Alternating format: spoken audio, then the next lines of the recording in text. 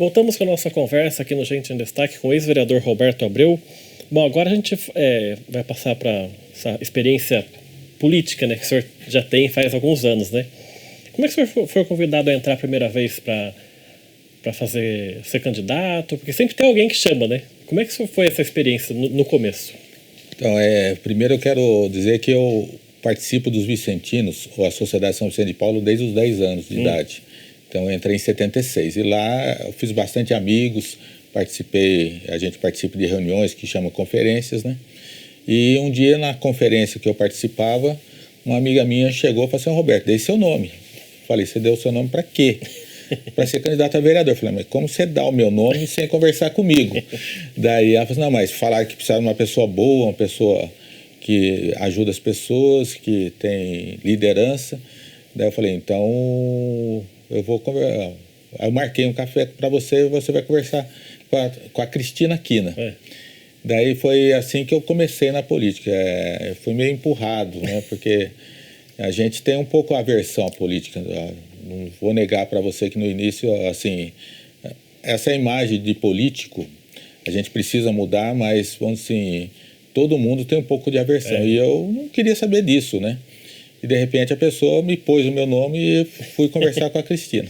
Cristina Quina, que foi, nos anos 80, 90, secretária de Educação do ex-prefeito Oswaldo Arouca, né? Sim.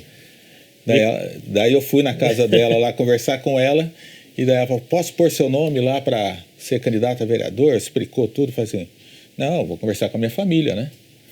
Eu cheguei em casa, fui falar com a minha esposa, daí ela já torceu o nariz, porque ser político é ser público.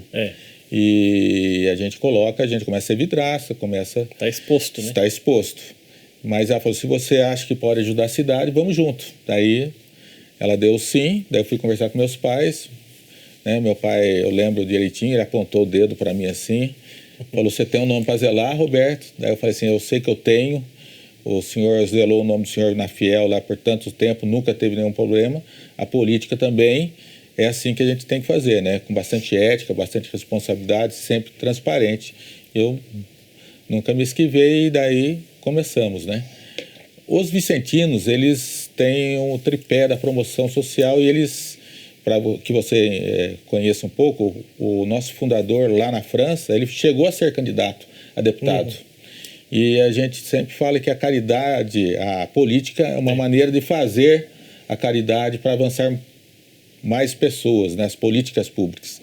E daí eu falei: então eu vou enfrentar esse desafio, e sem muita noção de campanha, sem nada. E daí, em 2012, eu fui feita a minha primeira eleição. Mas inicialmente, quando o senhor foi conversar com a Cristina Quina, era o PMDB, né? Sim. O projeto, mas depois mudou. Sim, porque as composições de base e tal, o MDB não ficou parte do governo, daí nós viemos para o PRB na época, que hoje é o atual 10, que é o Republicanos, né? Disputei a eleição, acho que o terceiro mais votado, né? Foi com o Rogério Timóteo, o Juarez Araújo, eu fui o terceiro, se eu não me engano. E daí foi a minha primeira experiência como candidato. E como é que foi essa primeira campanha? Porque primeira vez que sai para a rua para pedir voto, né? Vota em mim sem ter experiência nenhuma. Como é que foi isso para o senhor? Então, a gente que é de igreja, a gente tem uma dificuldade muito grande de pedir as coisas para a gente. Eu consigo pedir para os outros, mas para a gente é muito difícil, né? Vamos ser, os vicentinos, por exemplo, a gente nunca vota para a gente ser presidente. A gente vota para o outro ser presidente e, de repente, na eleição a gente ganha. Mas foi uma experiência boa, no sentido de que foram 1.237 pessoas que apostaram no nosso nome. E eu digo para você que a eleição para vereador é uma das eleições mais difíceis, porque você conhece várias pessoas boas, e dentro dessas pessoas boas você vai escolher um só. Não é que você está negando os outros, mas então mais de 1.000 pessoas acreditando no nosso nome. Muito voto, né? Sem noção de campanha. Porque vão ser a campanha, depois a gente vai começando a criar um pouco mais de maturidade política, vai entender que precisa de grupo, vai precisar. Então foi uma campanha bem assim, boca a boca, olho no olho. E eu tenho um estilo de campanha bem silenciosa, não faço muito barulho, né? nas minhas campanhas. Eu acho que é conversando que a gente consegue transmitir o que a gente quer. Pela lista que a gente vê das suas votações, se o senhor tem essa votação fazendo pouco barulho, imagina se o senhor fizesse muito barulho, né? Então não sei dizer. É que cada um tem um perfil, mas você pode notar que eu não sou uma pessoa que fico soltando muito fogos, fazendo grande barulho. Eu acho que é a conversa olho no olho mesmo. Então, nessa primeira campanha, o senhor teve 1.237 votos, que já é, para uma primeira candidatura, já é muito voto. E eu imagino que quando o senhor tem essa votação, aí o senhor passa a ser olhado por outros partidos também, né? Que passa, esse é uma figura que pode ajudar a nossa coligação, porque em 2016, que foi a segunda campanha do senhor foi pelo PDT, né? Sim. Lembrando que eu estava na base do Hamilton na época, né? Daí, depois dessa eleição, ele me convidou para participar no Poder Público, na Secretaria de Governo. Daí eu fui assessor na Secretaria de Governo, fiquei lá fazendo um trabalho comunitário. E daí saí para a segunda eleição, daí já pelo PDT. Daí fomos o sétimo mais votado da cidade nessa época. Bom, e depois disso, na campanha seguinte, que foi de 2020, que foi uma campanha totalmente diferente, porque teve pandemia, né? Foi uma campanha que as pessoas não podiam sair de casa, com máscara.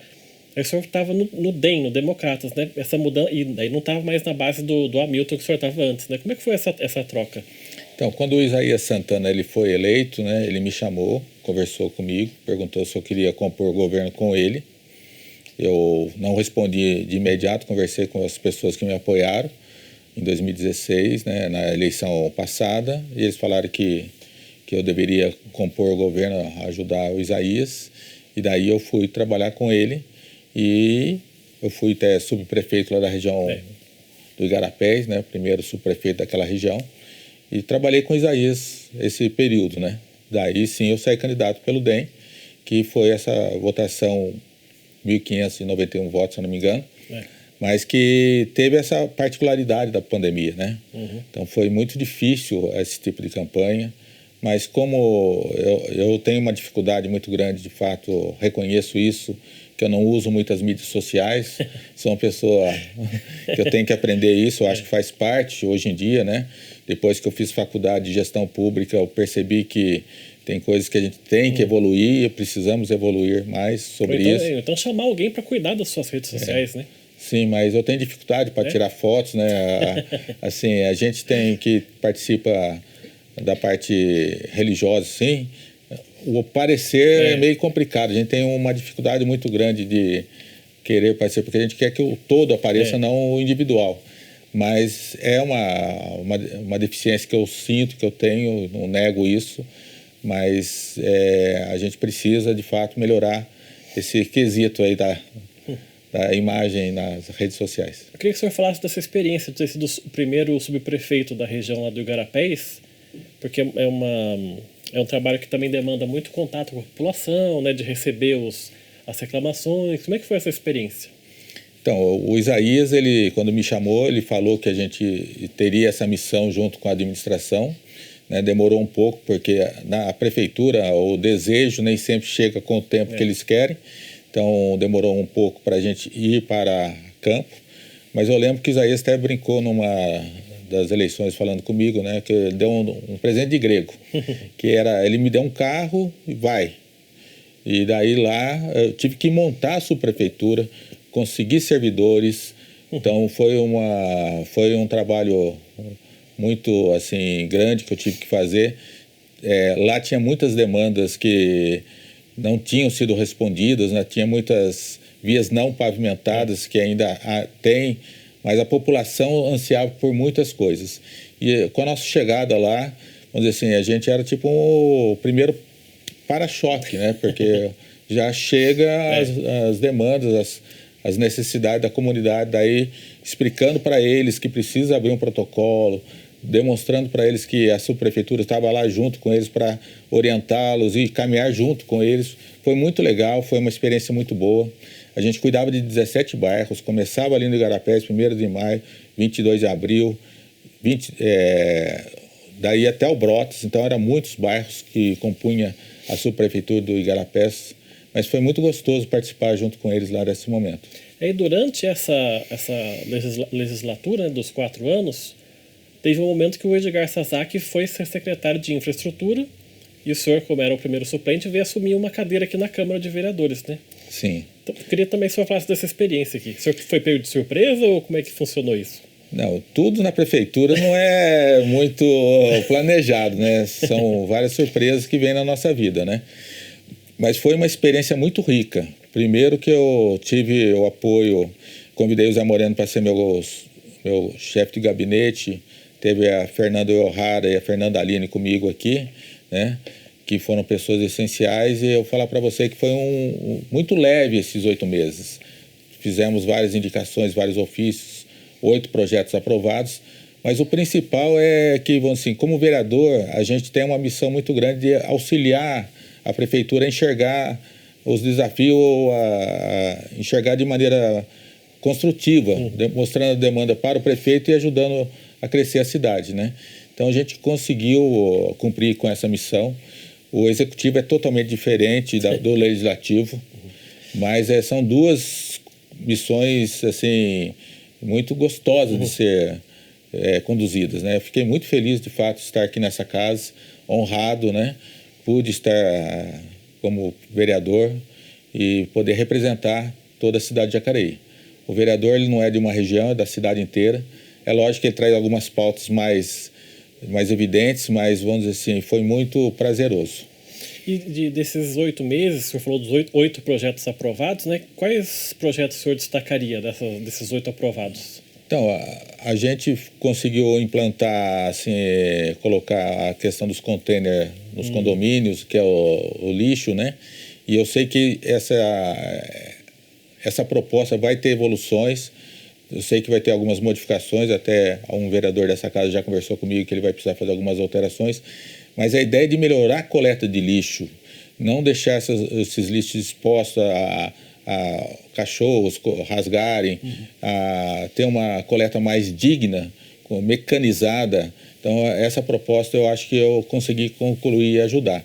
O outro foi a recolha dos animais mortos de grande porte, que não tinha, né, essa possibilidade. Se o terreno era particular, não podia entrar. A gente conseguiu, com essa lei, a prefeitura poder entrar no terreno particular, cobrando com uma taxa para a recolha dos animais de grande porte. Tá certo, vamos fazer então mais um intervalo aqui. O programa Gente em Destaque volta daqui a pouco. Até já.